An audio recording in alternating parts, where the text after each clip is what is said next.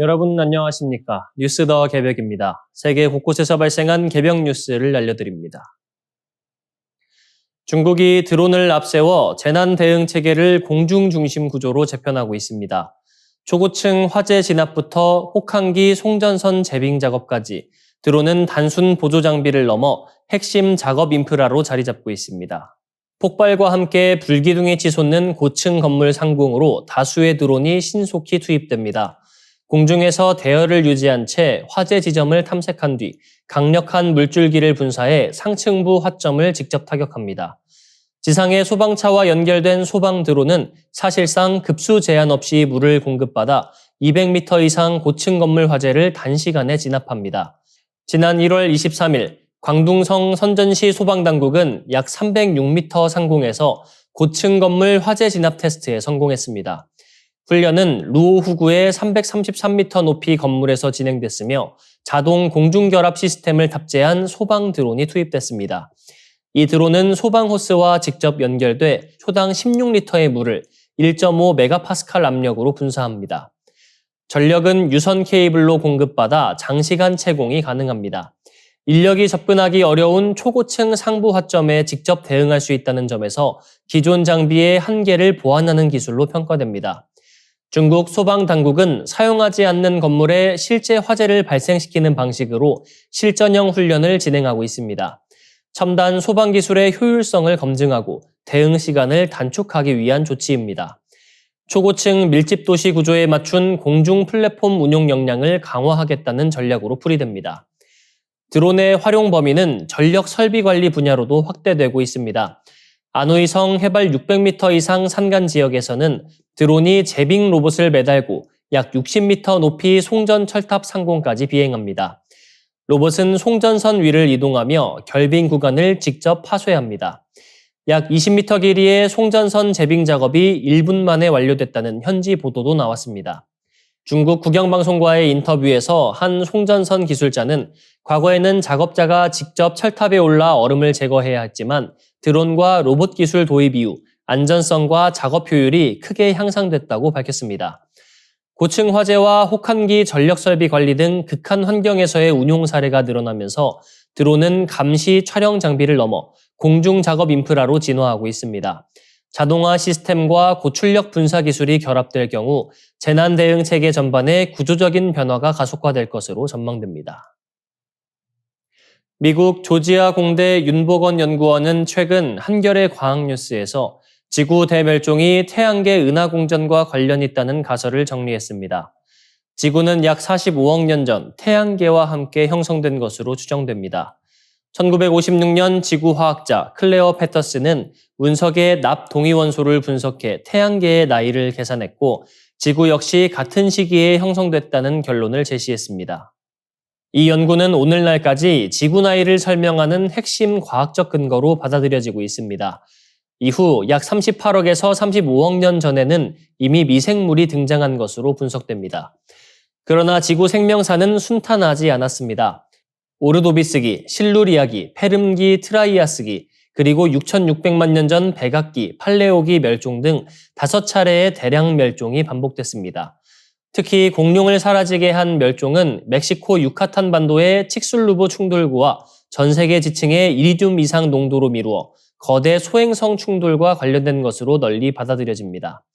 이처럼 대량 멸종의 원인에 천체 충돌이 포함되면서 연구자들은 태양계의 은하내 운동에 주목하기 시작했습니다.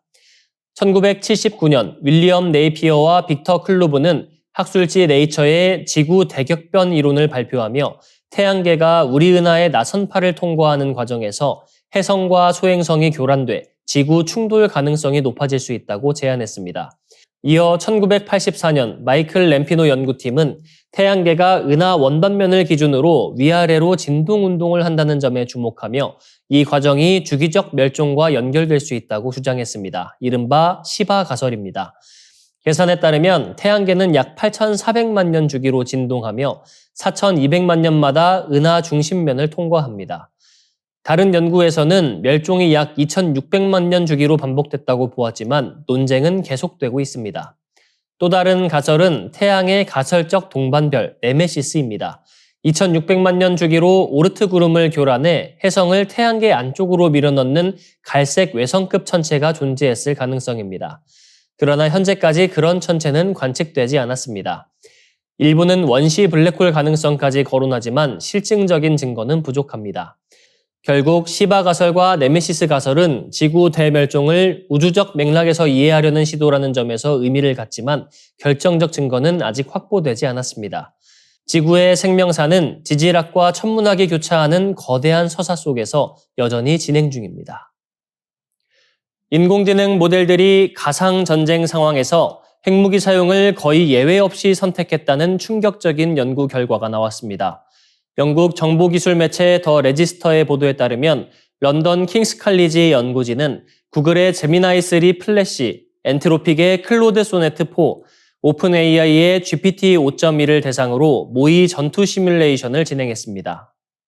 연구진은 각 AI 모델을 하나의 국가 지도자로 설정하고 영토 분쟁, 희귀 자원 확보 경쟁, 정권 붕괴 위기 등 복합적인 국제 분쟁 상황을 부여했습니다. 서로 다른 모델 간 18차례, 동일 모델 간 3차례 등 총 21차례의 가상 전쟁이 벌어졌습니다. 그 결과는 예상보다 훨씬 급진적이었습니다. 전체 21번 가운데 20번 AI는 핵무기 사용을 결정했습니다. 인간 사회에서 강력하게 작동해온 핵 사용 금기가 AI에게는 거의 적용되지 않았다는 분석입니다. 연구진은 AI가 핵무기를 최후의 수단이 아니라 승리를 위한 전략적 선택지 중 하나로 평가했다고 설명했습니다. 특히 제미나이는 인구 밀집 지역에 대한 핵공격 위협을 가하며 함께 승리하거나 함께 멸망할 것이라는 극단적인 메시지를 제시하기도 했습니다. 이는 상호 확증 파괴 논리를 과감히 전면에 내세운 태도로 해석됩니다. 더 심각한 문제는 긴장 완화 옵션이 사실상 무력화됐다는 점입니다. 최소한의 양보부터 완전한 항복까지 8가지 선택지가 마련됐지만 21차례의 게임에서 단 한 번도 사용되지 않았습니다. 전황이 불리해도 AI는 항복을 택하지 않았습니다. 핵 위협이 억지력을 발휘하는 사례도 극히 드물었습니다.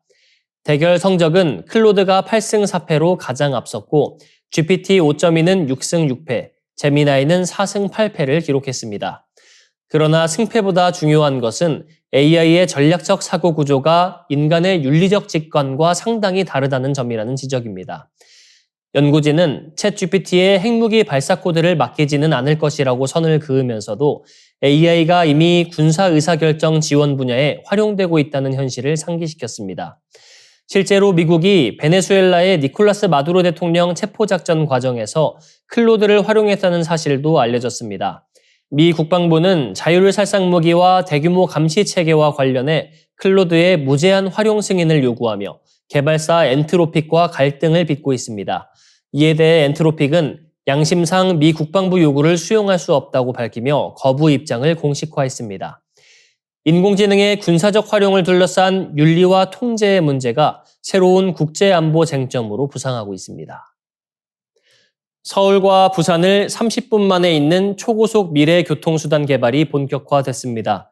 한국이 시속 1200km급 하이퍼튜브 상용화를 목표로 원천 기술 확보에 나섭니다.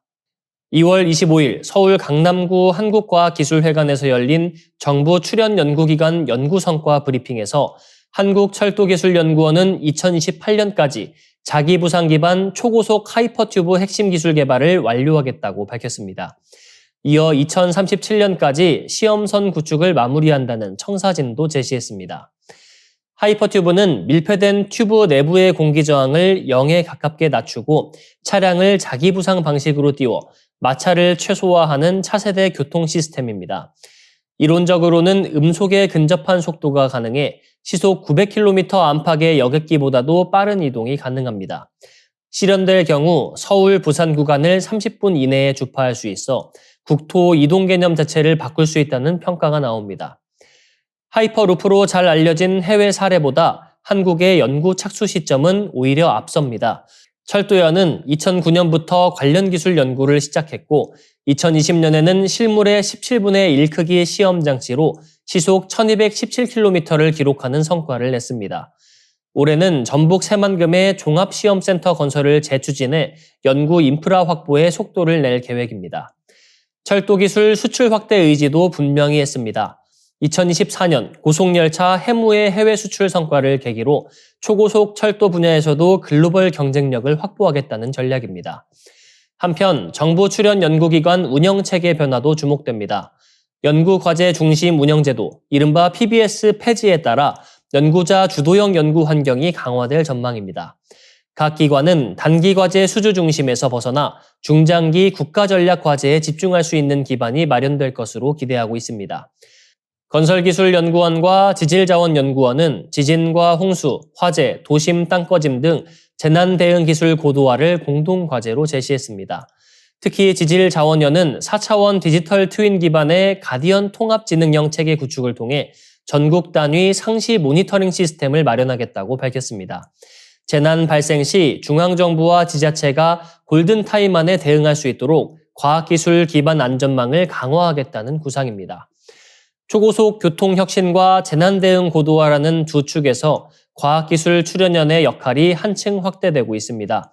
대한민국이 미래이동과 안전인프라의 판을 새로 짤 수 있을지 주목됩니다. 이상으로 뉴스 더 개병 마치겠습니다. 시청해주셔서 고맙습니다.